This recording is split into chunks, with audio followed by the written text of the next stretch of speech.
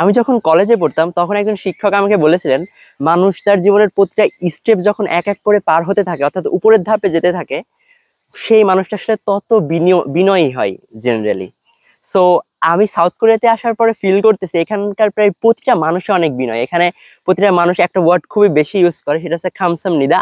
আমি যেখানে গিয়েছি, যতজনের সাথে কথা বলেছি, কথার শেষে তারা এই ওয়ার্ডটা ব্যবহার করছে। এবং সাউথ কোরিয়াতে খামসামনিদা মিন্স ধন্যবাদ। সো উনিরা প্রায় প্রতিটা কথাই অনেক বিনয় প্রকাশ করে।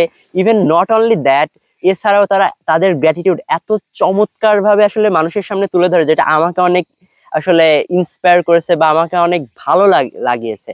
কেননা আমি এখন পর্যন্ত সাউথ কোরিয়ার মানুষের সাথে কমিউনিকেট করার চেষ্টা করছি, তারা জেনারেলি ইংলিশে অতটা স্ট্রং না, but yet they are helping me. কিভাবে? যেমন আমি ওনাদের কাছে যখনই হেল্প চেয়েছি, তারা আমার ভাষা বুঝতেছে না, but yet they are helping me.